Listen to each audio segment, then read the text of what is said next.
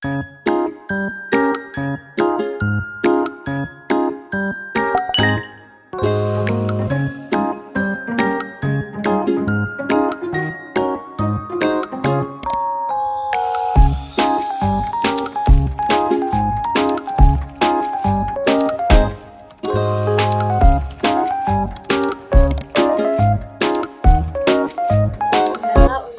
on-cam bisa on-cam dan menggunakan virtual background yang telah disediakan.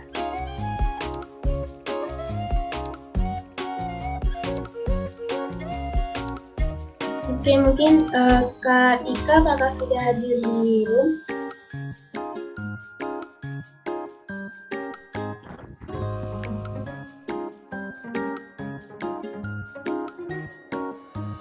Halo?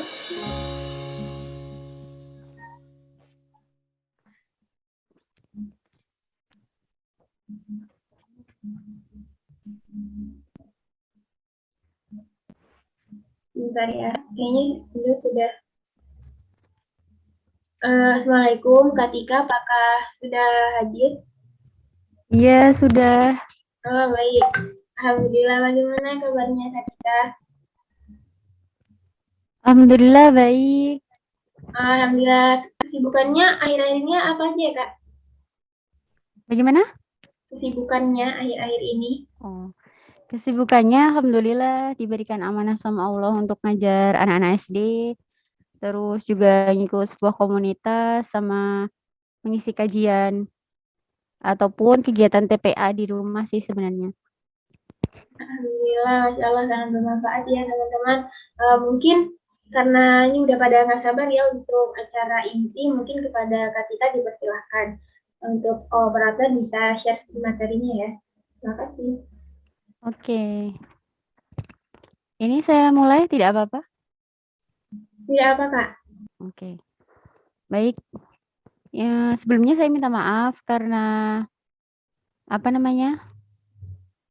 memakai masker karena ini kurang enak ya. Maksudnya lagi flu jadi mohon dimaklumi kayak gitu. Baik, langsung saja. Bismillahirrahmanirrahim. Assalamualaikum warahmatullahi wabarakatuh. Waalaikumsalam warahmatullahi wabarakatuh. Alhamdulillahirabbil alamin. Asyhadu alla ilaha illallah wa asyhadu anna Muhammadar Rasulullah. Rabbi israh li sadri wa yassir li amri wahlul 'uqdatam min lisani yafqahu qawli. Pertama-tama marilah kita panjatkan puji syukur kehadirat Allah Subhanahu wa taala yang telah memberikan kita semua kenikmatan, nikmat iman, nikmat sehat dan juga nikmat sempat. Terutama yang paling penting adalah nikmat sehat ya. Karena tanpa nikmat tersebut kita tidak mungkin dapat berkumpul di sini seperti itu. Tak lupa sholawat serta salam kita haturkan, kita curahkan kepada suri tauladan kita, junjungan kita Nabi Allah Muhammad Sallallahu Alaihi Wasallam. Baik, di sini oke. Sebelumnya sebelum masuk ke acara, teman-teman bagaimana ini? Panggilnya teman-teman aja ya, nggak usah yang lainnya, maksudnya biar akrab gitu ya. Teman-teman bagaimana kabarnya? Apakah sehat? Alhamdulillah sehat. Alhamdulillah sehat, Mbak. Alhamdulillah. Semoga teman-teman yang mungkin belum gabung ataupun ada sesuatu acara, semoga dimudahkan segala urusannya oleh Allah Subhanahu wa taala. Baik, untuk mempersingkat waktu ya, mungkin di sini temanya Masya Allah sekali ya. Temanya anak muda banget kayak gitu ya. Temanya sesuatu yang menyenangkan kayak gitu. Sesuatu yang mungkin hampir semua manusia itu pasti bisa merasakannya kayak itu kan ya. Jadi di sini kala cinta menyapa kita harus bagaimana kayak gitu kan. Khususnya para pemuda zaman sekarang yang mungkin kalau aku punya rasa aku harus gimana ya? Kalau aku suka sama dia aku harus gimana ya? Haruskah aku mengungkapkan? Haruskah aku berbuat sesuatu yang berlawanan dengan hukum Allah atau aku harus melampiaskannya tapi dengan cara yang baik kayak gitu kan. Nah, Baik, di sini teman-teman, eh, sebelumnya pasti semua orang pernah merasakan jatuh cinta ya. Entah cinta kepada lawan jenis, entah cinta kepada orang tua, saudara, ataupun semuanya. Tapi di sini titik fokus kita adalah bagaimana seorang muslimah atau anak zaman sekarang menanggapi ketika rasa itu memuncak atau rasa itu menyapa diri kita kayak gitu. Baik, mungkin langsung bisa di slide selanjutnya. Nah, di sini ya teman-teman. Apa itu cinta? Kita bicara tentang cinta dulu. Di sini menurut Ibnul Qayyim al-Jauzi meriwayatkan beberapa ungkapan tentang cinta, yaitu yang pertama di Al-Abbas bin Al-Ahnaf berkata, setiap manusia pasti memiliki cinta. Tak ada kebaikan bagi orang yang tidak memiliki cinta. Kayak gitu ya. Terus selanjutnya, Ali bin Abdah berkata, tidak mungkin seseorang bisa terlepas dari cinta kecuali dia orang yang buruk perangainya, lemah atau kurang waras. Jadi dapat disimpulkan sedikit bahwa semua orang itu pasti memiliki cinta. Dan ketika dia di hatinya sudah tidak memiliki cinta, mungkin itu keimanannya perlu dipertanyakan. Atau mungkin orang tersebut telah dibuat keras hatinya oleh Allah. Karena sesuatu hal contoh sederhana saja, kita tidak mungkin bisa berkumpul di Zoom ini kalau kita tidak cinta terhadap lembaga tersebut atau mungkin cinta terhadap sebuah amanah yang memang sudah Allah berikan kepada kita seperti itu. Nah, terlepas dari banyaknya pandangan, makna cinta adalah sesuatu yang sangat istimewa dan fitrah yang diberikan Allah kepada setiap manusia. Dan di sini ditegaskan bahwa cinta yang paling utama adalah cinta seorang hamba kepada Allah yang sudah diterangkan dalam Quran surat Ali Imran ayat 31 seperti itu. Mungkin nanti teman-teman bisa melihat kayak gitu ya. Bagaimana keterangan dalam Quran surat Ali Imran tersebut, bagaimana seorang hamba yang hendaknya mencintai Allah yang paling utama bukan kepada makhluk yang lainnya seperti itu. Jadi itu sedikit gambaran tentang apa sih itu cinta kayak gitu. Baik, mungkin bisa. Nah, di sini ada menurut Dr. Abdullah Nasyih Ulwan dalam bukunya Cinta dalam Pandangan Islam menjelaskan bahwa cinta adalah perasaan jiwa, getaran hati, pancaran naluri dan terpautnya hati orang yang mencintai pada pihak yang dicintai dengan semangat, menggelora dan wajah yang selalu ceria. Mungkin teman-teman yang merasakan jatuh cinta atau mungkin sekarang yang lagi jatuh cinta pasti semangat banget kalau ketemu misal di kampus ya.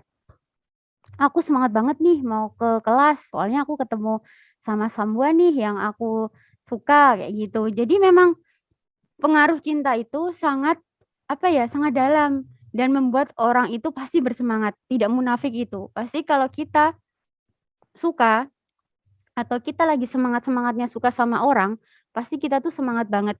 Entah mau makan kita jadi semangat, entah kita mau mandi jadi semangat, entah kita mau ke kajian pun sekalian. Itu menjadi sesuatu yang sangat menyenangkan kayak gitu. Karena orientasi kita ternyata bukan karena Allah, tapi karena sosok yang kita cintai seperti itu. Jadi perlu teman-teman ketahui, bahkan perlu diri kita introspeksi. Aku berangkat ke ini karena siapa ya? Aku ngikutin ini karena siapa ya? Oke. Mungkin pertama kita boleh dalam artian, oke, aku berangkat ke kajian karena ada sosok dia kayak gitu. Tapi setelahnya kita harus menyadari bahwa itu adalah hal yang buruk dan itu bukan sesuatu yang Allah suka kayak gitu. Karena itu adalah perangkap setan yang akhirnya akan melenakan diri kita, yang akan membuat diri kita terus kecanduan. Tapi kecanduannya dalam hal apa?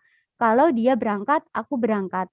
Kalau dia nggak berangkat, ya ngapain aku berangkat? Nah, itu perlu teman-teman garis bawahi dan bagaimana sih niat kita buat cari ilmu kayak gitu.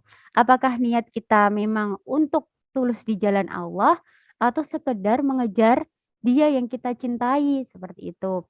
Karena muslimah sejati akan selalu menjaga imannya di dalam setiap langkah. Dan diam mereka selalu menjaga kehormatannya dan kesuciannya.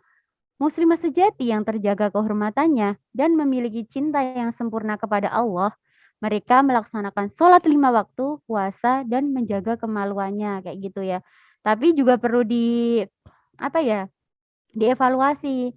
Meskipun kita sudah sholat 5 waktu, sudah puasa, sudah menjaga pandangan ataupun hal lainnya, setan itu pasti pinter banget buat menangkap kita atau menyibukkan diri kita pada sesuatu yang memang itu justru menjauhkan, kayak gitu. Terkadang kita tuh berpikirnya kalau, "Oh, aku berbuat kayak gini tuh baik kok." Tapi ternyata di balik kebaikan itu ada perangkap setan yang menunjukkan kelemahan diri kita, kayak gitu. Kan tidak selamanya Allah itu akan menguji diri kita dengan sesuatu yang, kita tidak suka. Seringnya juga ketika memang iman kita sedang futur atau kita sedang mengalami yang namanya cinta, tapi cinta kita tidak terbalaskan, kita akhirnya diuji Allah terhadap sesuatu yang kita suka. Misal kita suka sama si A, akhirnya kita semangat, tapi ketika suasana hati kita sedang buruk dan akhirnya, dia menghilang atau apa, kita jadi futur. Bahkan ada orang yang imannya tiba-tiba melesat karena cinta, tapi juga terperosot karena cinta tersebut, seperti itu. Dan yang paling utama juga sebagai seorang perempuan adalah menjaga kemaluannya. Menjaga kemaluan bukan dalam artian kita tuh, hanya sekedar tidak bersentuhan fisik ataupun tidak, istilahnya berinteraksi kayak gitu.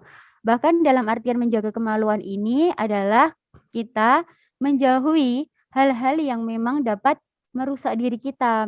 Misalnya kita nonton hal yang bersikap pornografi ataupun, mata kita sibukkan dengan sesuatu, misal kita lagi scroll Instagram kan banyak ya sekarang sesuatu yang memang sebenarnya tidak bermanfaat, tapi akhirnya kita lihat kayak gitu. Terus ada hasrat yang muncul dalam diri kita, sehingga itulah, bagaimana, setan itu akhirnya menangkap diri kita agar kita berbuat sesuatu yang justru melanggar. Terkesan baik, tapi ternyata dosanya sangat besar, seperti itu teman-teman semua. Jadi memang sebagai perempuan itu sangat sulit, tapi bukan berarti kita nggak bisa. Karena meskipun sulit, banyak keistimewaan yang akhirnya Allah berikan kepada diri kita. Karena derajat kita dengan laki-laki itu ternyata memang sama. Yang membedakan adalah bagaimana kita mengimplementasikan atau menerapkan apa yang telah Allah perintahkan, seperti itu. Next. Nah, di sini ternyata dalam Islam juga banyak jenis-jenisnya. Jenis-jenisnya apa saja? Mari kita simak sebentar ya. Baik, sebelumnya ini saya ambil dari Ibnul Qayyim Al-Jauzi yang menyebutkan bahwa ada beberapa jenis cinta yang harus dibedakan agar tidak timbul persepsi yang salah, kayak gitu ya. Yang pertama yaitu mahabbatullah. Ini adalah cinta kepada Allah. Nah, ini adalah landasan atau pondasi diri kita bagaimana kita bisa menyempurnakan ibadah kita dengan mencintai Allah. Kalau seorang hamba sudah mencintai Allah, saya yakin pasti segala sesuatu yang bertentangan akan ditinggalkannya, kayak gitu. Jadi memang kita menjadi manusia itu harus mengingat apa yang dilarang dan apa yang dianjurkan. Karena meskipun kita sendiri ataupun rame-rame, kita harus tetap mengingat bahwa Allah itu Maha melihat, bahwa Allah itu Maha mengetahui apa yang kita lakukan, seperti itu. Jadi memang mahabbatullah atau cinta kepada Allah ini adalah sebagai pondasi diri kita untuk meningkatkan keimanan dan ketakwaan kita dan mengingat bahwa segala sesuatu yang kita lakukan akan dipertanggungjawabkan kelak di akhirat, kayak gitu. Karena memang cinta atau tahapan yang paling tinggi ini sangat sulit ya teman-teman. Tapi bukan berarti lagi kita tidak bisa. Kita akan bisa dan akan selamanya bisa ketika kita menggantungkan semua yang kita rasa ataupun yang kita miliki itu hanya kepada Allah. Jangan selainnya kayak gitu. Karena memang sudah diketahui juga bahwa ketika kita menggantungkan sesuatu kepada selain Allah, kita akan menderita, kita akan kecewa, bahkan kita akan menjadi manusia yang berakal tidak sehat seperti itu. Yang kedua yaitu mahabbatu wa yuhibbullah, mencintai apa yang dicintai oleh Allah. Di dalam cinta ini dalam artian adalah ketika Allah menyukai perbuatan-perbuatan baik, misal membantu kedua orang tua kita yang lagi kesusahan, membantu orang-orang yang membutuhkan, dan hal-hal yang kebaikan lainnya yang selalu menuju ke Allah, ini adalah sesuatu yang istimewa kayak gitu. Jadi kenapa kita disuruh amar ma'ruf nahi mungkar? Yaitu tadi kita disuruh mendekat pada apa yang Allah suka dan kita disuruh menjauhi sesuatu yang memang tidak Allah suka seperti itu. Khususnya para wanita ya ataupun muslimah zaman saat ini. Dari segala sesuatu yang mungkin menjadi ujian, entah itu dunia K-pop ataupun lawan jenis ataupun keingintahuannya yang tinggi sehingga menyebabkan kita menjadi manusia atau sebagai muslimah yang mendekati sesuatu yang ternyata dibenci oleh Allah seperti itu. Yang ketiga yaitu al-hubbu fillah walillah. Cinta karena Allah dan di jalan Allah kayak gitu. Ketika kita contoh simpelnya saja gini. Ada seorang fulan. Si fulan ini ingin bepergian. Allah mengutus seorang malaikat. Ya, seorang malaikat itu biasanya Allah mengutus Jibril. Dan akhirnya Jibril mengikuti atau mengintai si fulan ini yang ingin bepergian. Lantas malaikat Jibril ini menyerupai seorang manusia dan bertanya, "Wahai fulan, kamu tidak kemana? Saya ingin ke rumah saudara saya." "Kenapa kamu ingin ke sana?" "Karena saya mencintai saudara saya karena Allah. Saya ingin mengetahui keadaannya dan saya ingin menyambung ukhuwah," seperti itu. Lalu Jibril berkata, "Baiklah, itu adalah perbuatan yang baik dan itu perbuatan yang amat dicintai oleh Allah," seperti itu. Jadi teman-teman semua, dari kisah ini sebenarnya ada riwayatnya tapi maaf saya lupa. Mungkin nanti bisa saya carikan lagi ya. Nah, dari cerita singkat ini tadi, bagaimana cinta yang karena Allah dan di jalan Allah ini adalah bentuk jihad. Dalam artian ketika kita pergi, kita tuh harus ada tujuan. Dan tujuan pergi kita jangan hanya sesuatu yang bersifat duniawi, tapi bagaimana kita bisa bepergian itu ada maksudnya untuk saudara kita yang mungkin sedang sakit, untuk teman kita, ataupun untuk orang-orang yang memang sangat support kepada kita gitu. Kan sekarang gini aja, teman-teman kan pasti sudah kuliah semua ya di sini insya Allah, ataupun ada yang kerja, ataupun yang lainnya kayak gitu kan.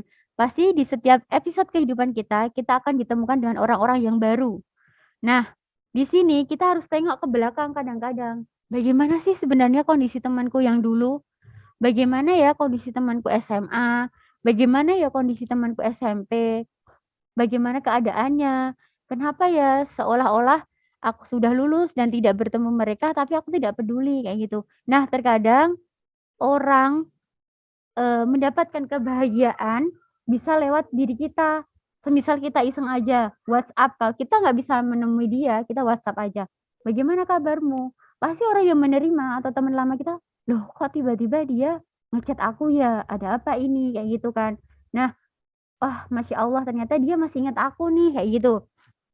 Jadi sesuatu energi yang positif, apalagi itu karena kita mencintai dia karena Allah, itu akan membuat dia merasa bahagia dan akhirnya terjalinlah ukhuwah tersebut kayak gitu. Kalau kita orientasinya cuman teman yang sekarang, ya pahala-pahala yang lainnya itu akan terhambat seperti itu. Jadi kita harus mengingat bagaimana teman-teman kita yang dahulu atau orang-orang yang pernah hadir di dalam hidup kita. Jika memang ada kebaikan yang bisa kita tularkan atau ada sesuatu yang bisa kita berikan, maka lakukan kayak gitu ya. Jadi selanjutnya yaitu yang keempat adalah al-mahabbah ma'alah. Cinta yang mendua kepada Allah. Nah, di sini cinta yang mendua kepada Allah itu adalah sesuatu yang sebenarnya tidak kita sadari atau bisa juga adalah sesuatu yang masuk kepada syirik-syirik kecil kayak gitu. Bahkan bisa menjadi sesuatu syirik besar.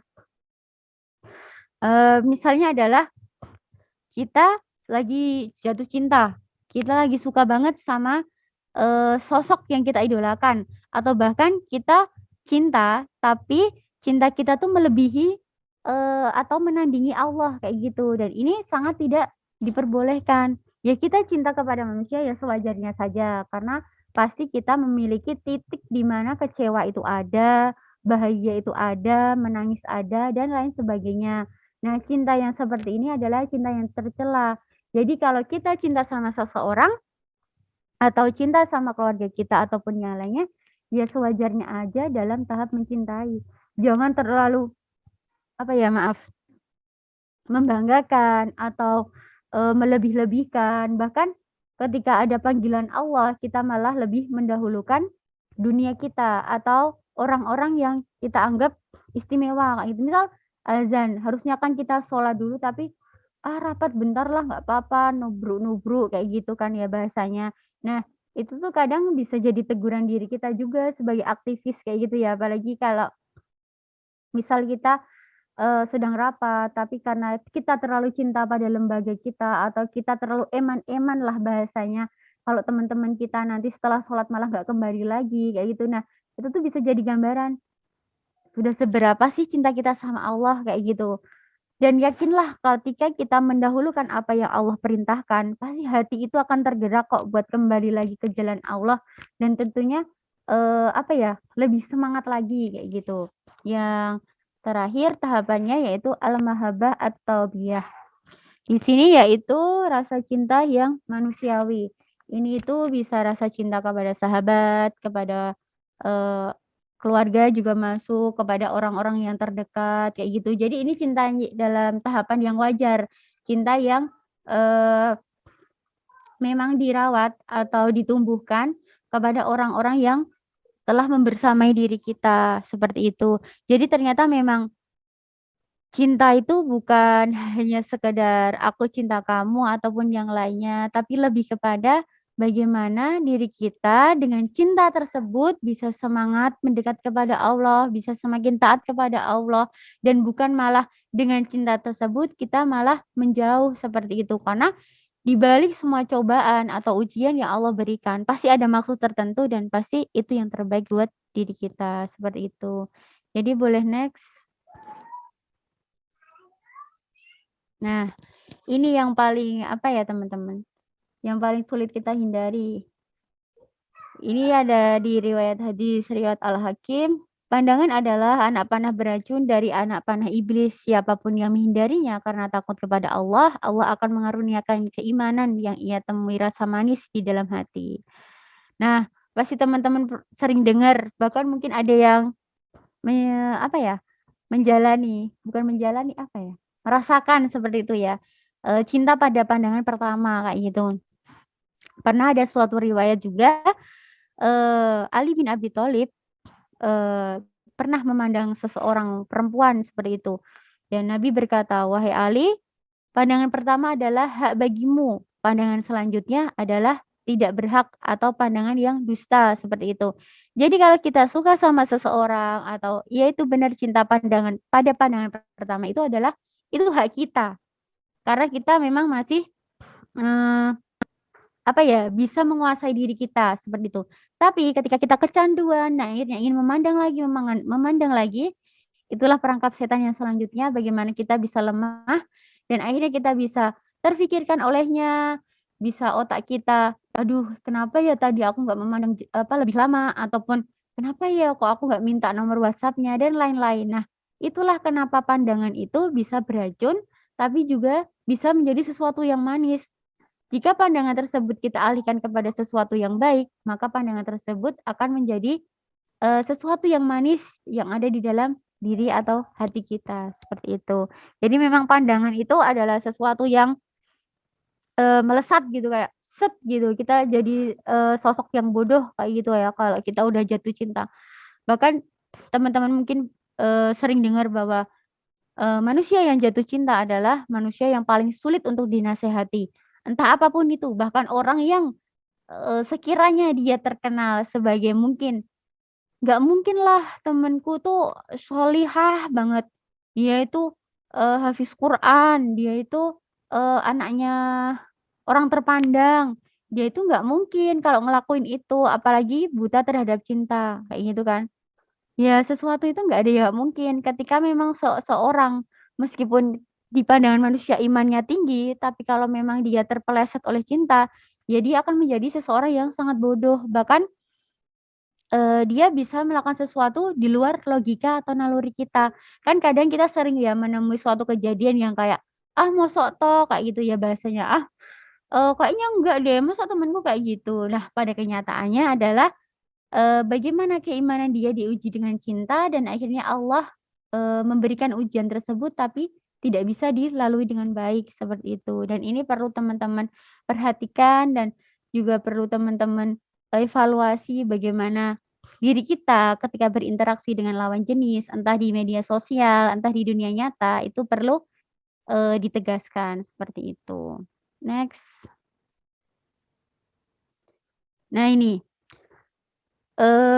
cara kita atau remaja saat ini atau muslimah saat ini, menyalurkan cintanya atau memuarakan cintanya itu, harus bagaimana sih sebenarnya kayak gitu kan. Nah, ini sebenarnya contoh-contoh di sini tuh termasuk zina semua ya, hanya saja karena saya memecahkannya menjadi 4 poin itu, eee, agar teman-teman itu paham dan mungkin biar mudah diterima aja kayak gitu. Kalau di sini kan jelas-jelas ya kalau pacaran itu memang sudah memasuki tahap zina. Bahkan ketika kita memandang orang dan akhirnya kita terlena itu juga bisa masuk ke zina mata, bahkan sampai memikirkan itu bisa masuk ke zina, otak, bahkan sampai merasakannya itu bisa masuk ke zina tubuh atau diri kita kayak gitu.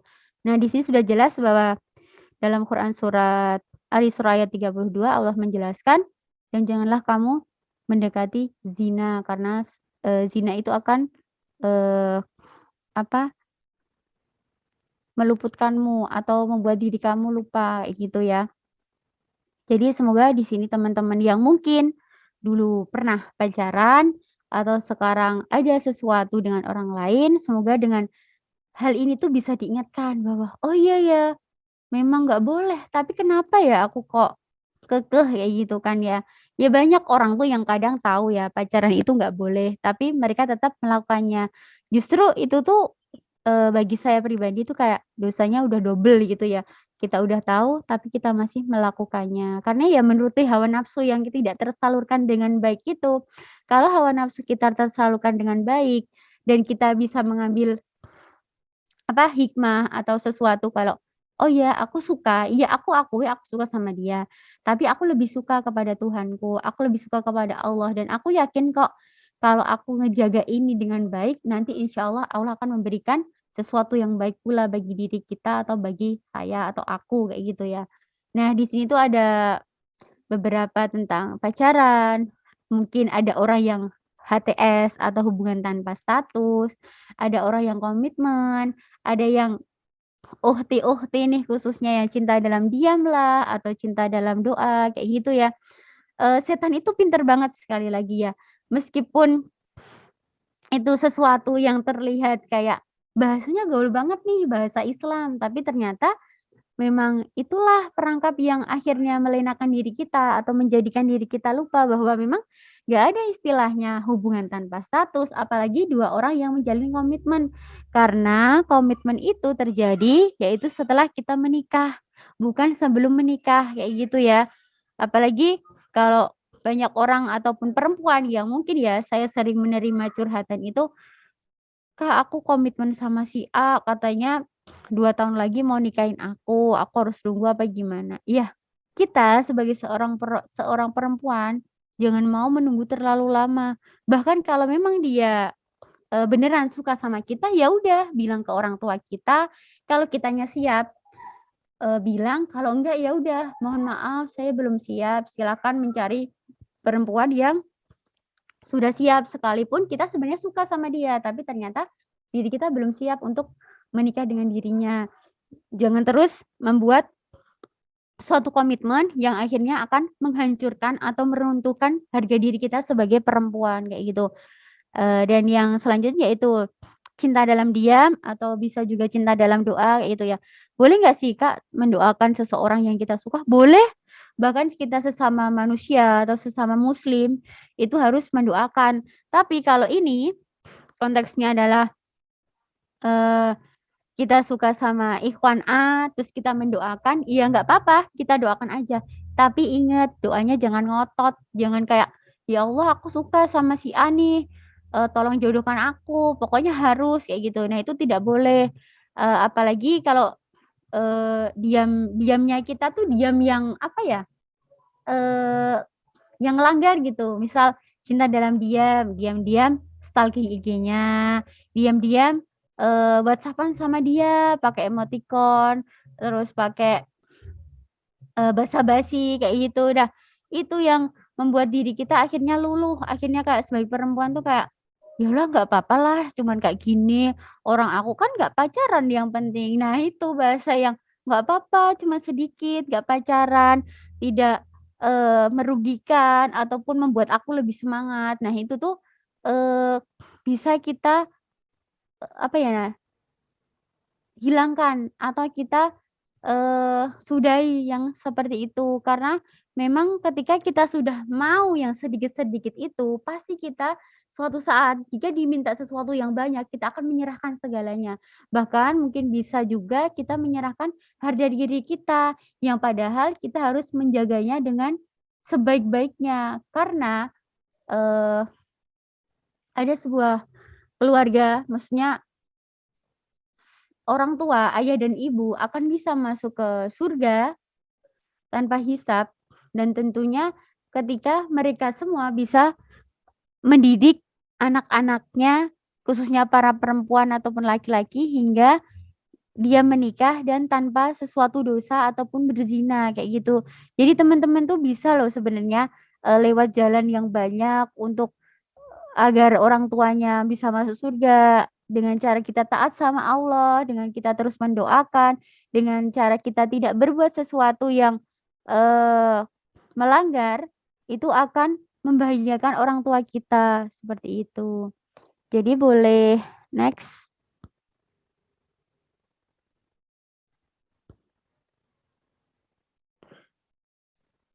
Nah, bagaimana sih sikap muslimah saat jatuh cinta? Kayak gitu ya. Bagaimana sih, penyaluran diri kita agar rasa itu tuh bisa positif dan tidak merugikan diri kita sebagai seorang perempuan? Yaitu yang pertama, menyibukkan diri dengan hal yang bermanfaat. Dengan hal yang bermanfaat itu maksudnya adalah kita mengikuti komunitas-komunitas yang membuat diri kita tuh sibuknya dalam ketaatan. Tapi perlu diingat juga, meskipun kita mengikuti komunitas dan itu ada ikhwannya ataupun kita, apa ya istilahnya, ikhtilat atau bercampur, itu juga perlu hati-hati kayak gitu. Dulu saat saya kuliah ataupun mungkin melihat adik-adik kelas saya seperti itu ya, itu kan ada grup khusus perangkatan dan pasti itu ada ikhwan dan akhwatnya dalam suatu grup kayak gitu ya. Terkadang kita tuh ngerasa nggak sih kalau kita sering chatting-an di situ meskipun ya itu hal mengingatkan ataupun yang lainnya, tapi ada candaan-candaan yang kelewatan, ada sesuatu yang kayak ngerasa, ini tuh sebaiknya nggak dilakukan, tapi akhirnya kadang ada satu orang yang memancing dan akhirnya kita ikut terpancing. Kita berusaha meramaikan grup agar orang-orangnya aktif, tapi ternyata kita malah membuat sesuatu yang tidak bermanfaat di grup tersebut, kayak gitu. Jangan sampai ketika kita mengikuti komunitas, tapi kita malah, menjadi orang yang bodoh ataupun menjadi orang yang kalah terhadap diri kita sendiri ataupun orang lain, kayak gitu. Karena ada orang yang, oke niatnya mungkin baik ya, meskipun segala sesuatu memang diukur dari niat, tapi kebersihan dari niat itu juga harus dijaga kayak gitu teman-teman. Jadi jangan sampai dengan adanya grup itu kita justru jadi perempuan di perempuan yang pada umumnya, dalam artian setiap komunitas pasti memiliki grup. Tapi kan harus beda dong komunitas atau grup kita. Ya kalau ada jam malam jangan dilanggar. Terus kalau ada sesuatu yang mungkin kok si Ikhwan itu aktif banget ya, nggak ada yang nanggepin, kasihan apa gimana? Nggak perlu, kita nggak perlu seperti itu. Kita jangan kasihan ataupun malah ikut terperangkap, kayak gitu. Justru kita malah mengingatkan atau mungkin, kita tidak usah berurusan dengan hal yang sia-sia tersebut, kayak gitu. Grup itu diisi dengan sesuatu yang baik, meskipun chat-nya sedikit tapi intinya bermanfaat saja, jangan buat bercandaan, leluconan, akhirnya nyaman. Akhirnya ada tuh japri yang tiba-tiba, kok kamu tahu ya aku suka ini?" Atau, kok kamu bisa punya stiker itu?" Ataupun yang lainnya. Nah, itu perlu kewaspadaan ataupun kehati-hatian, karena sekarang kan banyak banget ya stiker-stiker yang dibuat yang pada dasarnya adalah ketika kita berani membuat stiker teman kita ataupun yang lainnya, itu tuh juga harus memiliki adab, yaitu izin dulu. Apakah boleh dibuat stiker? Apakah boleh di-share? Kayak gitu. Karena terkadang kita, apa ya, nggak sadar tuh menumpuk sesuatu yang justru dosa-dosa kecil itu akan menyebabkan diri kita semakin jauh dari Allah, seperti itu. Yang selanjutnya yaitu mencintai secara proporsional. Jadi di sini adalah bermaksud, cintanya seimbang kayak gitu. Jadinya jangan berlebihan dan jangan, terlalu suka banget ataupun bahkan sampai menandingi kecintaan kita kepada Allah kayak gitu. Karena memang secinta-cintanya kita terhadap manusia, keluarga kita, ataupun yang lainnya, itu merupakan suatu ujian dan memang ketika kita bisa melewatkannya, itu akan mendapatkan sebuah pahala yang besar, tapi ketika kita terlalu terlena, ya celaka yang hanya kita dapat, seperti itu. Yang selanjutnya yaitu memperkaya diri dengan ilmu. Ya contohnya ikut kajian, misal ada temen yang lebih paham dari kita ikuti baiknya, tapi jangan pernah kita kumpul sama teman perempuan tapi jadi gibah ataupun kita membicarakan terlalu banyak seorang, ikhwan yang belum waktunya, kayak gitu. Karena tanpa kita sadari juga ketika kita ngobrol dengan para akhwat ataupun lingkaran-lingkaran perempuan seperti itu, kita tuh lama-lama menjadi orang yang, mengikuti. Misal, tahu nggak gini-gini, tahu nggak kamu ini?" Nah, akhirnya terlalu asyik menikmati, ya terjadilah seperti itu. Yang selanjutnya yaitu menjaga pandangan. Karena tadi kembali ke slide awal ya, pandang itu adalah sesuatu yang sangat beracun. Dia bisa sangat mematikan, tapi pandangan juga bisa membuat sesuatu yang manis. Khususnya ketika kita memandang sesuatu itu, pandang saja sekali dan selebihnya serahkan semua kepada Allah. Karena memang menjaga pandangan ini sangat sulit. Berawal dari pandangan, maka hilanglah rasa harga diri kita. Berawal dari pandangan, maka timbullah sesuatu yang tidak kita inginkan, seperti itu. Jadi jangan pernah menuntut ataupun menyalahkannya, itu kan salah laki-lakinya, kenapa nggak bisa menjaga pandangan. Nah, sebelum kita menyalahkan seorang laki-laki, kita harus berkaca pada diri kita sendiri. Aku tuh menyebabkan atau menimbulkan mereka seperti itu nggak sih? Kayak gitu ya. Jadi kan kadang kita apa ya, sadar. Saya yakin kalau perempuan cantik itu sebenarnya sadar kalau dia cantik. Cuman karena memang dia udah terbiasa dengan dirinya seperti itu, ya dia bilangnya, "Aku biasa aja ya, nggak cantik," dan lain-lain. Padahal emang dia tuh cantik, kayak gitu. Nah, karena kecantikannya atau sesuatu yang akhirnya membuat, orang-orang merasakan kalau, "Wah, kok dia cantik banget ya?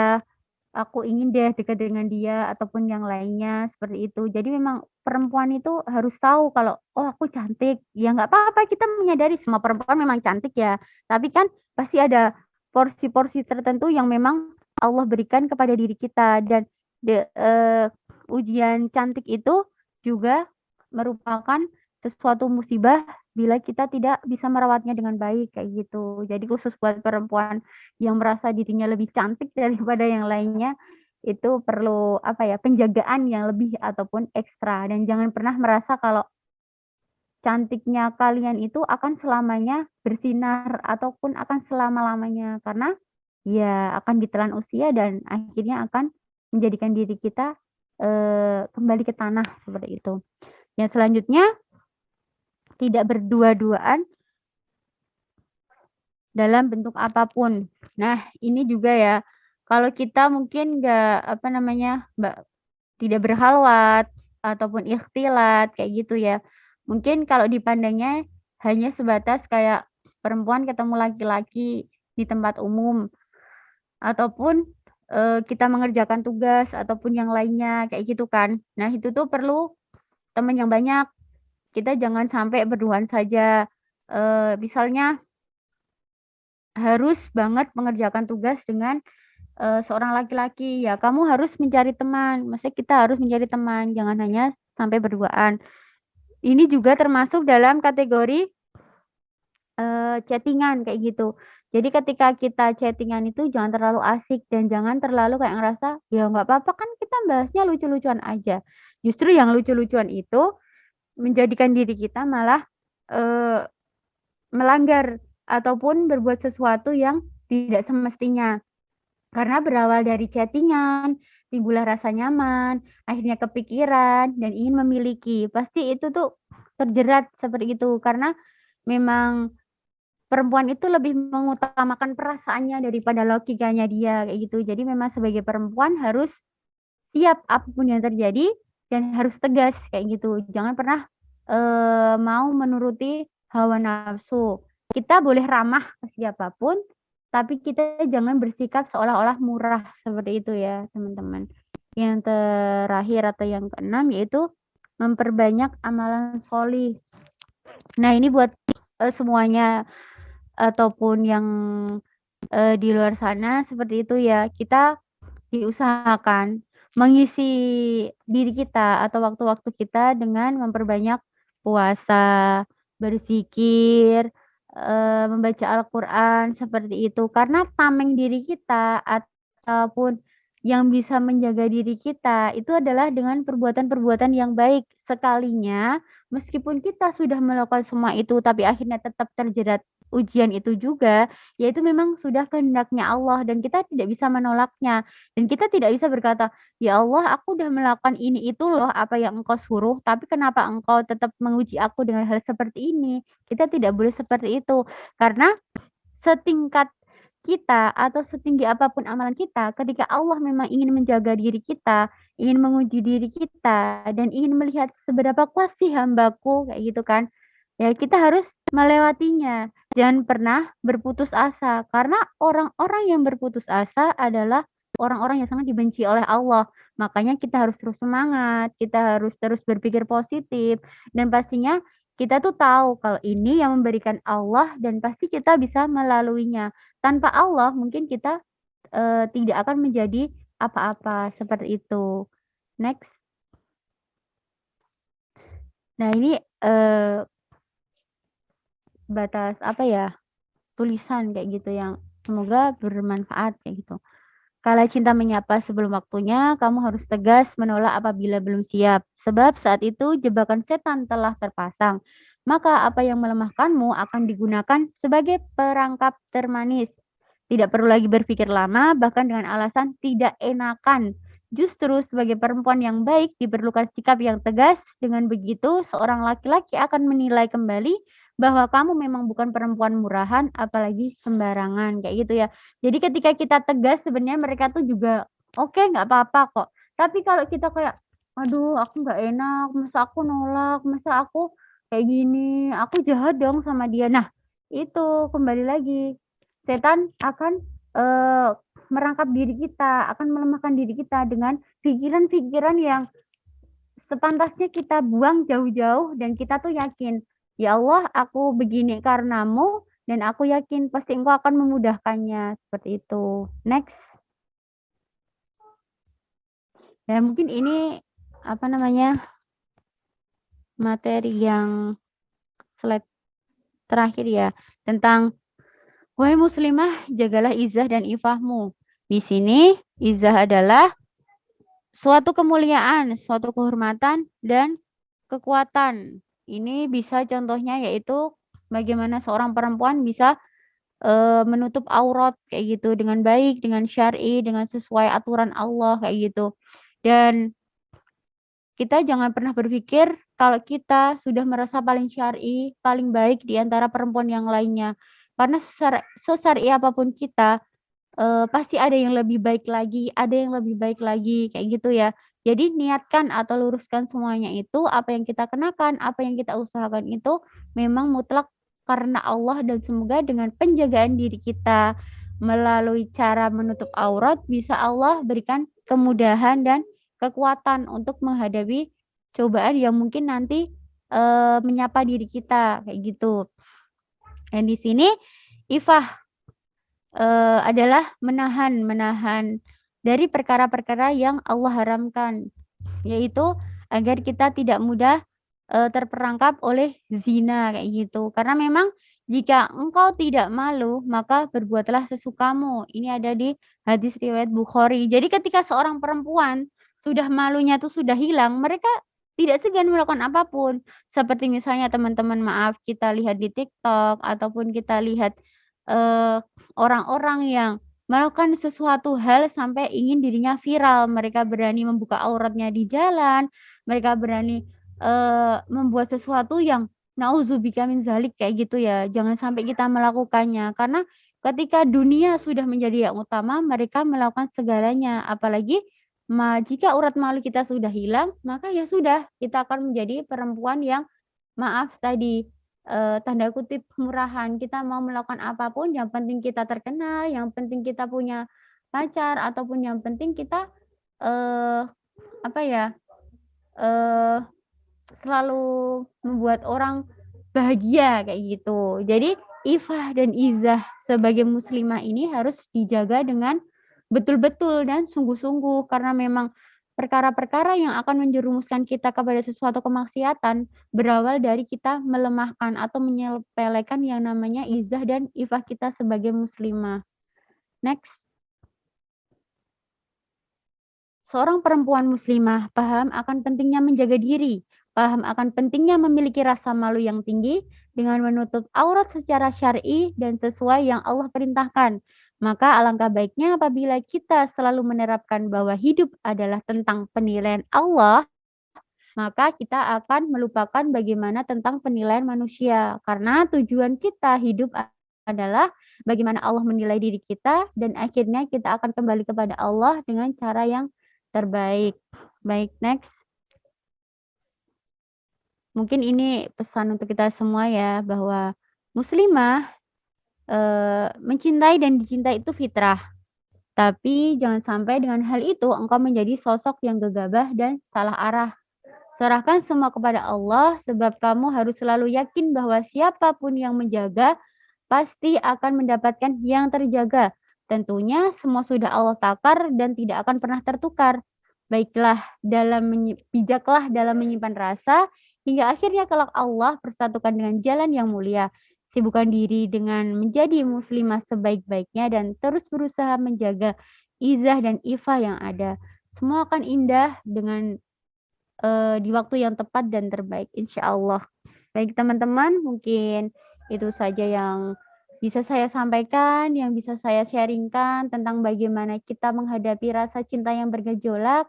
Semoga yang sedikit ini ada manfaatnya untuk kita semua dan jika ada kebaikan memang itu datangnya dari Allah, jika ada kekurangan dan keburukan itu murni dari saya. Saya akhiri, saya cukupkan. Wassalamualaikum warahmatullahi wabarakatuh. Saya kembalikan kepada pembawa acara.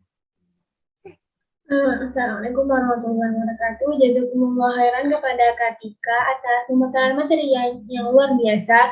Selanjutnya mungkin jika ini adalah sesi yang mungkin ditunggu teman-teman yang masih punya unek-unek atau pertanyaan, saya buka termin pertanyaan. Teman-teman yang ingin bertanya silahkan gunakan fitur raise hand atau jika ada kendala bisa melalui kolom chat. Oke, saya tunggu ya teman-teman.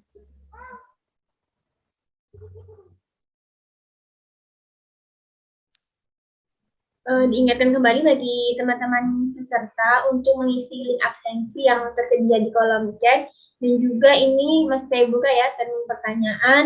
Bila ada yang masih belum jelas atau ada yang resah gitu di hatinya, jangan lupa untuk menggunakan fitur raise hand ya teman-teman. Kemudian nanti bisa kita sampaikan kepada Kak Tika.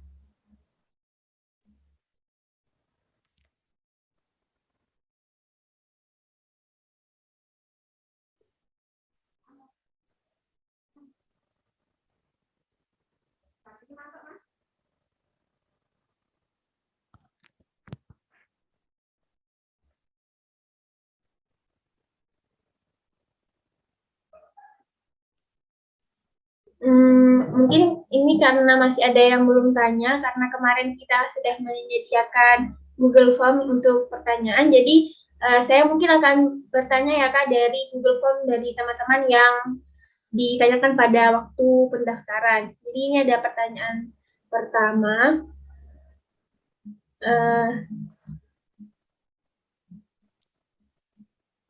Bentar. Oke, ini ada pertanyaan pertama. Ada dari teman-teman peserta, Mbak Tika, apakah ada kiat-kiat menjauhkan diri dari menjatuhkan hati pada laki-laki atau lawan jenis? Mungkin itu pertanyaan pertama, Kak. Mau dijawab sekarang apa dikumpulkan menjadi 3 pertanyaan ya, Kak Tika? Langsung dijawab saja ya, saya takut nanti lupa soal itu. Baik, tadi tentang kiat-kiat apa tadi? Maaf, boleh diulang? Ini Kak, apakah ada kiat-kiat menjauhkan diri dari menjatuhkan hati pada laki-laki? Sebenarnya kalau kiat-kiatnya tuh ya ada, cuman kalau dalam artian kita nggak apa ya, kita nggak mungkin nggak menjatuhkan diri kan, maksudnya bukan menjatuhkan diri sih, apa ya, menjatuhkan rasa kepada laki-laki kan, kayak gitu kan. Mungkin di sini, poin besar atau yang bisa kita lakukan yaitu dengan, memperbanyak puasa gitu, karena memang salah satu dengan cara memperbanyak puasa tadi bisa mengendalikan diri kita, bisa, menjadikan diri kita itu, apa ya, ada tameng gitu ketika tahu kalau, kita adalah sebagai perempuan. Wajar kalau kita suka sama laki-laki, tapi kita juga harus mengingat kembali bahwa kita tuh lemah. Satu hal yang harus kita sadari adalah bahwa kita itu lemah dan tentunya ketika kita menyadari bahwa kita itu lemah, kita pasti akan bisa mengontrol diri kita. Seperlunya dengan laki-laki, tidak chatting-an terlalu banyak, dan kalau bisa, kalau kita memang ingin benar-benar apa ya, jauh dulu atau tidak ingin menginginkan dekat dengan lelaki, kita bisa memilih jalan untuk pertama, yaitu menghapus kontak laki-laki yang ada di HP kita yang memang itu bukan mahram kita atau memang itu tidak penting. Tapi kan Kak, ini kan teman kuliahku, ini nyangkut itu. Nggak masalah, selagi memang itu membuat diri kamu lebih nyaman, lebih yakin kalau kamu bisa menjaga diri dengan hal itu, maka lakukan kayak gitu. Karena memang yang tahu diri kita, yang bisa mengendalikan diri kita itu ya cuma kita sama Allah. Selebihnya kan orang-orang cuma ngelihat depan kita, melihat apa yang kita, keluarkan, tidak melihat bagaimana perjuangan kita ataupun, bagaimana proses kita untuk, menjaga diri agar tidak terperosok dalam hal-hal tersebut. Selain berpuasa tentunya kita tadi menyibukkan diri terhadap sesuatu yang baik. Tapi aku nggak punya teman, Kak, atau mungkin aku tuh punya teman tapi temanku kok belum bisa kuajak untuk berbuat yang lebih baik ya, gitu kan. Nah, itu tuh ujian buat diri kita, bagaimana kita bisa membuat teman-teman kita atau orang di sekeliling kita itu meyakini bahwa ketika kita meninggalkan sesuatu karena apa namanya, karena cinta kepada Allah, maka Allah akan menggantikan yang terbaik kayak gitu.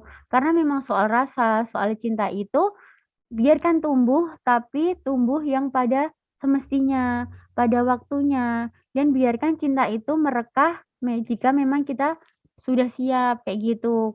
Kalau kita tuh juga kadang-kadang bisa terpengaruh ya, maksudnya gini, kita punya pertemanan yang kita tuh ngerasa, "Kok aku di sini kayak jadi malah terpengaruh ya, kok aku malah jadi, ikut-ikutan," ataupun yang lainnya. Maka keluarlah, itu memang bukan circle pertemanan yang baik, maka carilah sebuah komunitas yang akan mengingatkanmu bahwa ayo kita sibukkan diri kita dengan sesuatu yang baik, jangan terlalu khawatir ataupun takut kita nggak dapet jodoh kelak di masa depan ataupun yang lainnya kayak gitu. Karena memang eee, semua itu yang kita perjuangkan atau yang kita jaga itu akan menghasilkan sesuatu yang baik juga sesuai dengan bagaimana kita mengerjakan perintah Allah. Karena obat dari jatuh cinta itu memang merefleksikannya, tapi jangan sampai kita salah dalam merefleksikan atau mengarahkan cinta itu harus bermuara kemana kayak gitu.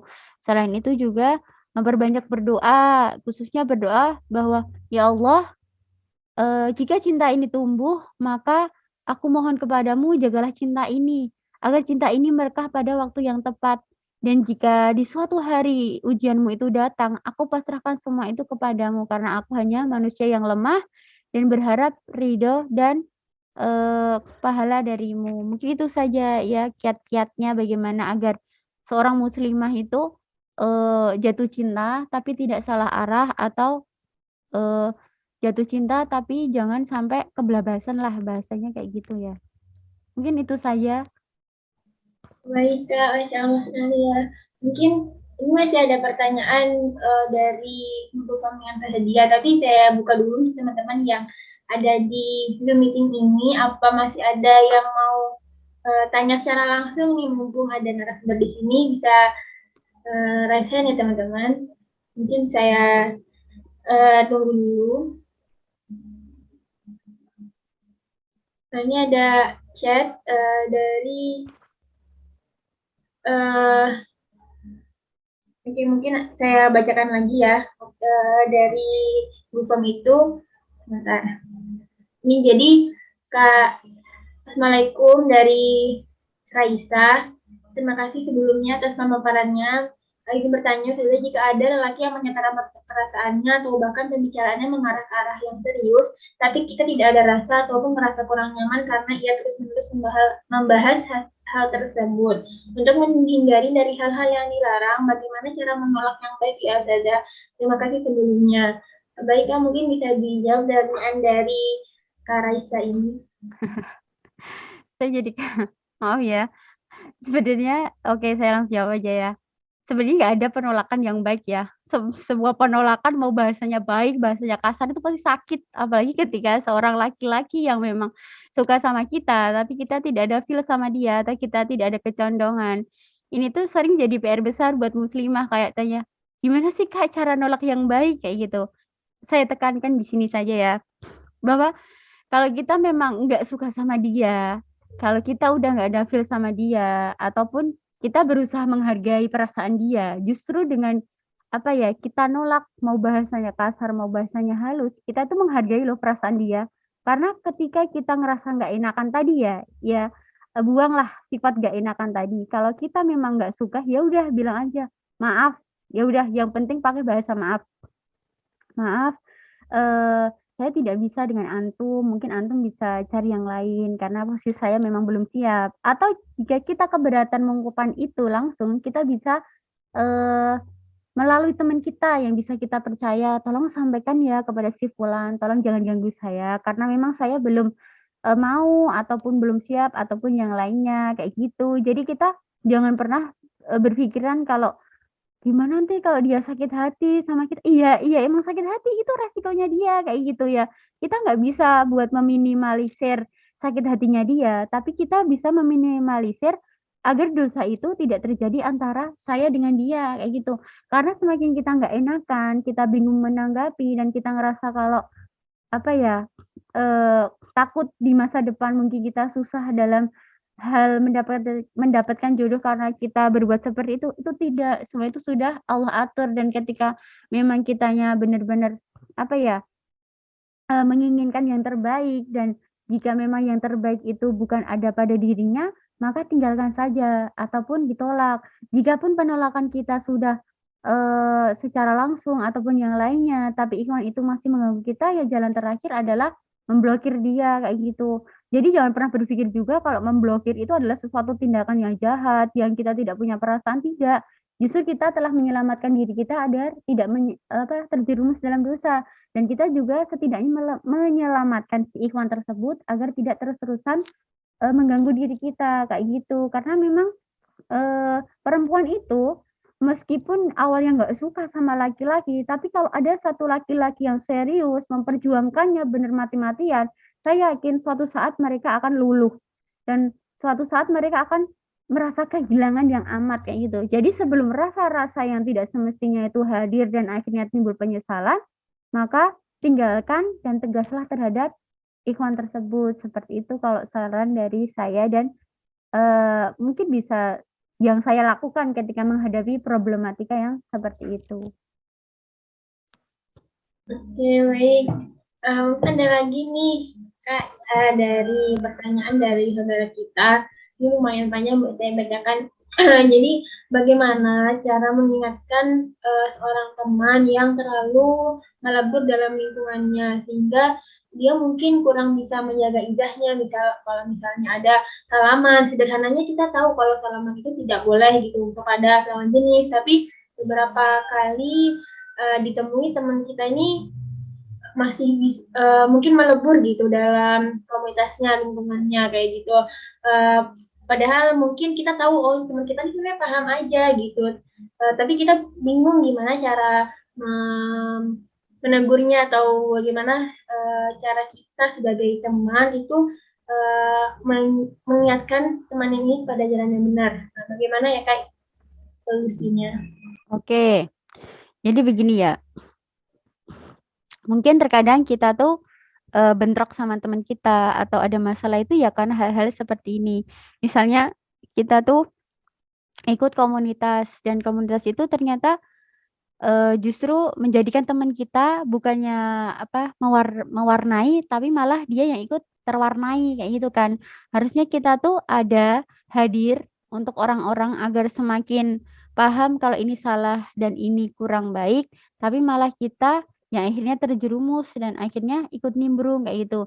Dan sebagai teman kan kita ngerasa kehilangan ya, dalam artian, kok temanku jadi seperti itu ya, padahal dia udah tahu loh. Justru orang-orang yang sudah tahu ini tadi kan, dosanya akan semakin berlipat-lipat. Tapi karena kenikmatan dan dia merasa, "Ini cuman kecil kok, nggak mungkin Allah menghukumku sampai berat, dan Allah Maha Pengampun." Nah, ketika ada pikiran seperti itu di teman kita, ya maka dosa-dosa yang sebenarnya itu kecil ataupun besar, itu akan menjadi sebuah habits atau kebiasaan dia, kayak gitu.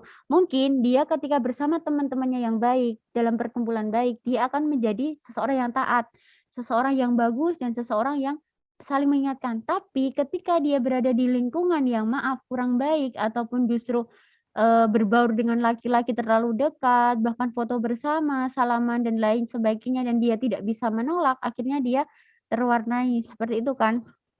Nah, langkah kita sebagai teman adalah pertama yaitu tugas kita mengingatkan. Dalam artian gini, mungkin kita bisa mengingatkan dengan kata-kata atau, kita bisa memberikan sesuatu yang dia suka. Misal kita ngasih hadiah, kalau kita bukan termasuk orang yang berani, berkata langsung, maksudnya, secara terang-terangan, maka kita bisa berikan surat. Tapi kita melalui cara yang pertama dulu, yaitu kita ajak teman kita, entah ke taman yang dia suka atau entah ke tempat yang, biasanya kalian bisa mengekspresikan sesuatu, bilang kepada teman kita kalau, "Maaf sebelumnya aku tuh sayang loh sama kamu, kita kan udah sahabatan lama atau temenan lama, Mbok kalau bisa kamu kan udah tahu kalau hukum ini tuh nggak seharusnya kamu lakukan, tapi kenapa kamu lakukan?" Mungkin kita tuh bisa bicara dari hati ke hati dan apa ya istilahnya,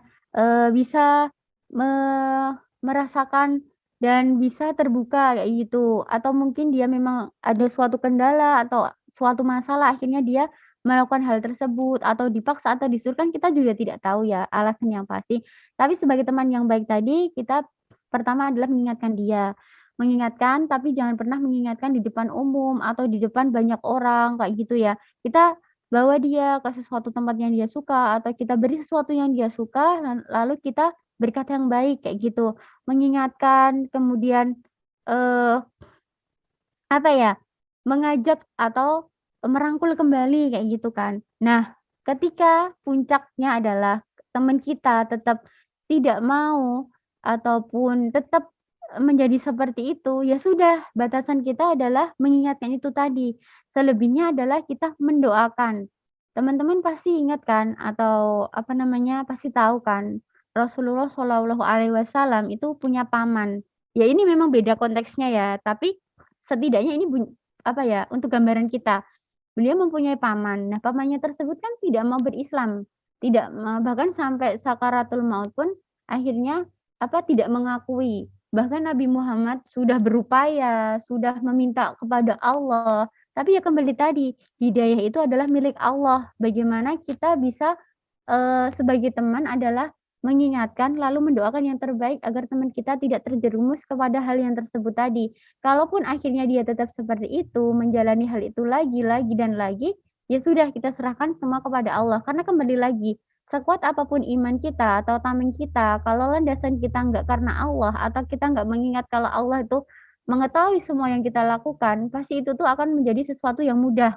Bahkan ada orang yang sudah berhijab besar, sudah syar'i, sudah seperti ini, tapi akhirnya di suatu hari dia tidak memakai jilbab. Nah, itu membuat semua orang kaget dan bahkan, "Kenapa ya? Kok bisa ya?" Kayak gitu kan. Jadi kita tidak berhak menjudge ya, maksudnya kayak bahasa kasarnya lah kayak gitu. Jadi sewajarnya dia teman kita, ya kita baiki, dia perlu bantuan yang kita temani ataupun yang lainnya. Tapi sekali lagi ketika memang peringatan kita atau nasihat kita sudah tidak didengar atau sudah tidak bisa dilakukan meskipun dengan cara yang baik ataupun sudah mengajak ke sesuatu tempat yang dia suka, sudah bicara dari hati ke hati tapi dia tetap seperti itu, ya kita harus menyadari kalau kita hanya manusia biasa dan tentunya yang bisa membolak-balikan hati adalah Allah dan maka jangan pernah lepaskan dia dalam doa kita. Terus sebut namanya dan meminta kepada Allah semoga suatu saat dia bisa paham dan mengerti kalau sesuatu yang dia lakukan saat ini adalah sebuah kesalahan. Karena terkadang manusia itu harus dibuat terluka dulu, harus dibuat tersiksa dulu, baru dia sadar kalau memang itu bukan yang baik, yang harus dilakukan. Seperti itu. Terima kasih. Oke, terima kasih Kak Tika atas penjelasannya. Ini waktu kita masih ada, kira-kira teman-teman saya buka lagi kepada segmen kedua bagi teman-teman yang ingin bertanya secara langsung di Zoom meeting ini, silakan menggunakan fitur raise hand atau jika terkendala bisa menggunakan kolom chat gitu ya teman-teman. Kapan lagi nih kita bisa mungkin menyampaikan anak-anak pada Kak Tika, jadi insya Allah hal-hal yang menjadi kegundahan itu mungkin bisa ada jawabannya gitu ya teman-teman. Jadi bagi teman-teman yang masih ada pertanyaan atau keluh kesah atau lainnya bisa menggunakan fitur raise hand atau jika terkendala bisa menggunakan kolom chat. Oke, mungkin ini Kak ada pertanyaan lagi dari Google yang teman-teman.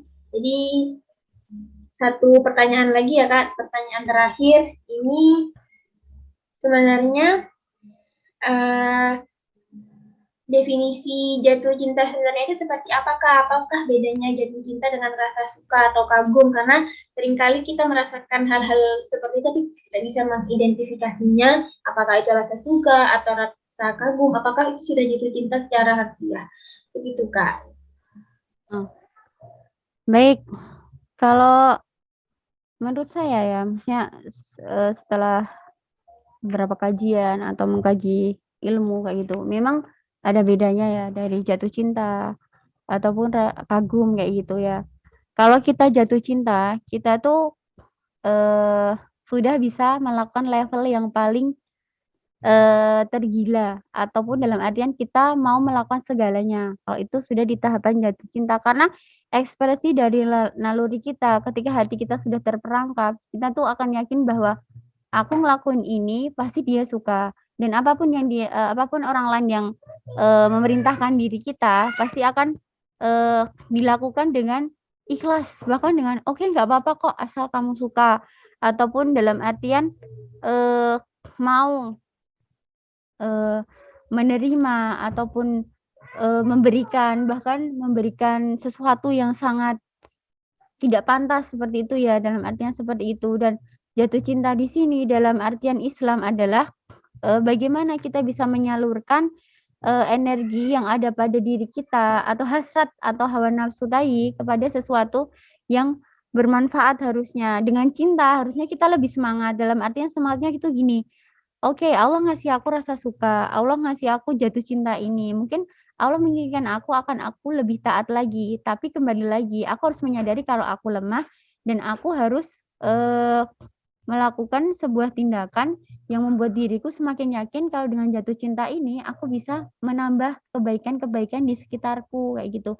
Bukan dalam artian ketika kita jatuh cinta malah membuat diri kita menjadi sosok yang tercela ataupun sosok yang terhina ataupun terendah seperti itu. Karena cinta itu adalah fitrah dari Allah yang memang diberikan kepada diri kita agar kita tuh bisa merasakan bahwa kita semua adalah muslim yang bersaudara, muslim yang saling mendoakan, dan khususnya ketika kita memang memiliki rasa cinta atau hasrat kepada laki-laki, maka kita terapkan atau kita salurkan dengan energi-energi yang positif, yang baik, yang menambah keimanan ataupun ketakwaan kita. Jangan sampai malah melenakan.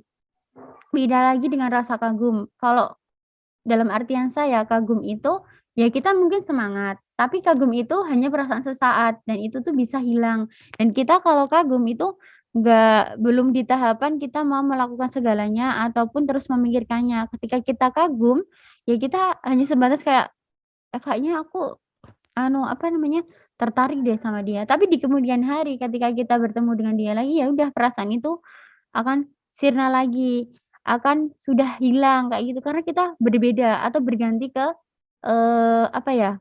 orang yang lainnya kayak gitu. Nah, kita boleh kagum, tapi kita juga harus hati-hati karena berawal dari kekaguman itu akan semakin menjerat kita untuk menumbuhkan rasa cinta yang akhirnya karena kekaguman itu kita bisa terlena dan akhirnya terjatuh dan mengikuti hawa nafsu yang kita ada dalam diri kita. Makanya orang-orang yang pacaran itu bukan dalam artian mereka tuh tidak bisa membedakan mana yang baik dan mana yang benar, tapi mereka tidak bisa berpikir secara logika, kalau aku salurkan ini kepada keburukan, maka Allah akan timpakan aku musibah.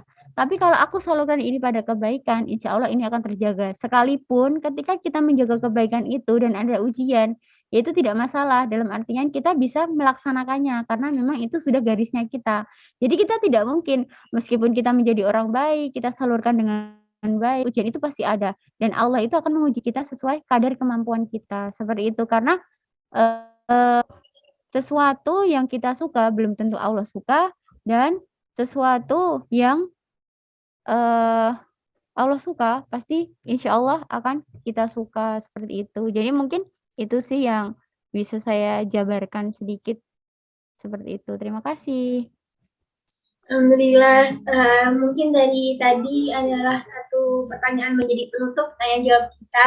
Jazakumullah khairan kepada Kak Tika atas tanya jawabnya. Jadi bisa mungkin saya izin menyimpulkan dari obrolan opini kita pada siang hari ini bahwa cinta menurut Ibnu Al-Qayyim adalah cinta, setiap manusia pasti merasakan cinta. Dan jenis cinta ada jenis mahabbatullah, mahabbatu ma yuhibbullah, al-hubbu fillah, al-mahabbah ma'allah, dan yang terakhir dalam al-mahabbah at-tabi'iyah. Jadi cinta itu adalah satu yang fitrah, maka jadilah muslimah yang ramah, tapi juga jangan murah gitu. Dan jika kala cinta menyapa sebelum waktunya, kita harus tegas menolak apabila belum siap. Yang paling saya ingat adalah wahai muslimah, jagalah izzah dan ifahmu. Mungkin dari kami ada sedikit kenang-kenangan bagi Kak Tika Mustika. Mungkin operator bisa memberikan sertifikat kepada pembicara.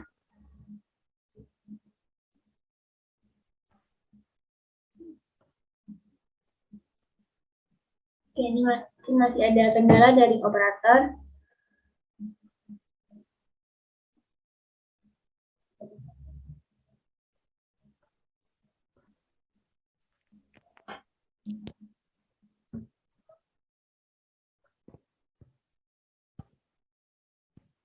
Oke, baik Kak. Jika mungkin ada closing statement sebelum ini berakhir, apakah ada yang mau disampaikan Kak? Baik, pesan saja buat muslimah semua, khususnya buat diri saya pribadi bahwa kita tuh adalah perempuan yang sangat mulia dan Allah sangat melebihkan kita atau mengistimewakan kita. Maka sekalinya hidup kita jangan sampai menjadi muslimah yang merugi. Sekalinya kita cinta, semoga cinta kita bermuara pada kebaikan, dan sekalinya kita terluka, semoga luka itu segera Allah obati. Dan tentunya seberat apapun ujian di luar sana, seberat apapun yang kau rasakan saat ini, pasti ada jalan keluarnya. Dan tetap semangat menjadi muslimah terbaik, menjadi madrasah terbaik yang akan kelak membangun peradaban Islam, dan semoga kita selalu percaya bahwa janji Allah itu pasti ada dan nyata pada kebaikan diri kita. Mungkin itu saja. Jazakumullah khairan kasihan pada Kak Tika, sangat insightful ya pada siang hari ini kita bisa belajar bagaimana sikap muslimah ketika pada jenayahnya pada lainnya. Mungkin selanjutnya ada sesi dokumentasi bersama semua teman-teman yang ada di sini. Bagi teman-teman yang tidak terkendala, bisa menyalakan kameranya. Kita sama-sama di sini dokumentasi ya teman-teman.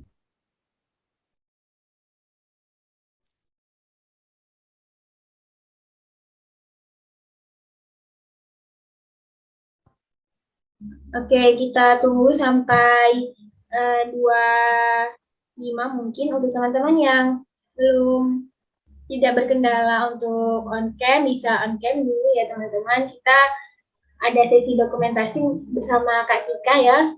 Kayak teman-teman yang mungkin tidak terkendala bisa on cam, dan jika tidak terkendala untuk memakai virtual background bisa digunakan virtual background-nya.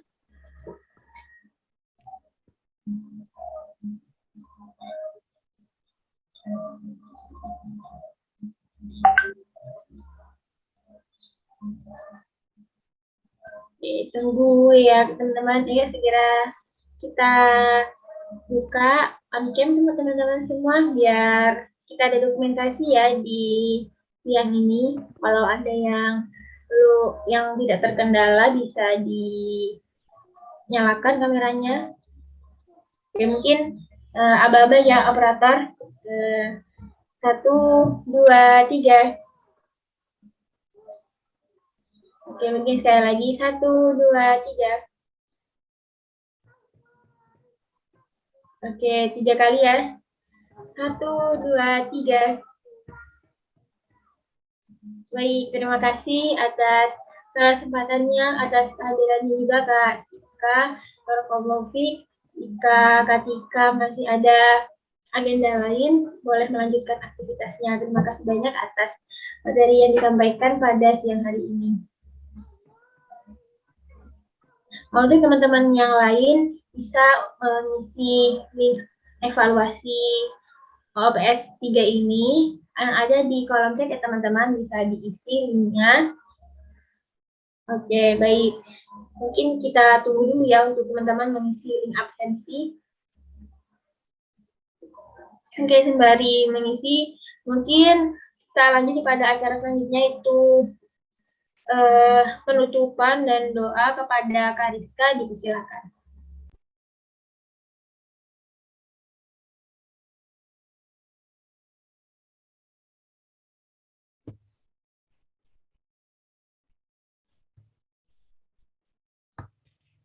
A'udzu billahi minasyaitonir rajim.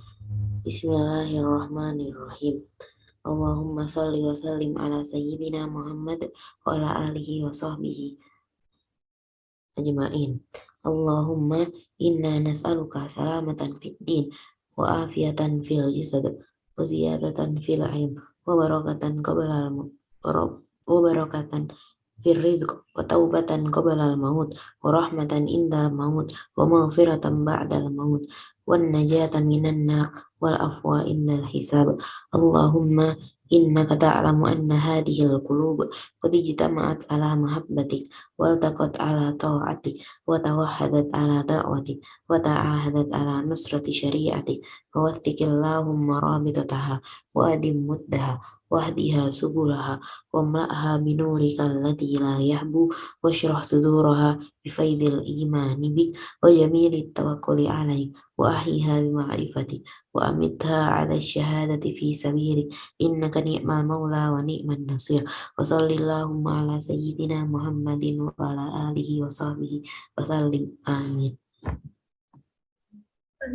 Jazakumullah khairan pada Kak Rizka yang telah memimpin doa.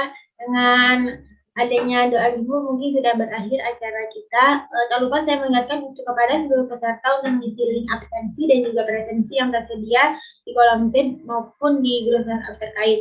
Mungkin akhir kata saya ucapkan jazakumullah khairan pada semuanya. Jika ada kesalahan semua dari saya sendiri dan jika ada kebenaran hanya dari Allah. Saya tutup acara obrolan opini seputar Muslimah 3 dengan ucapan hamdalah bersama-sama. Alhamdulillahirabbil alamin. Terima kasih teman-teman semua.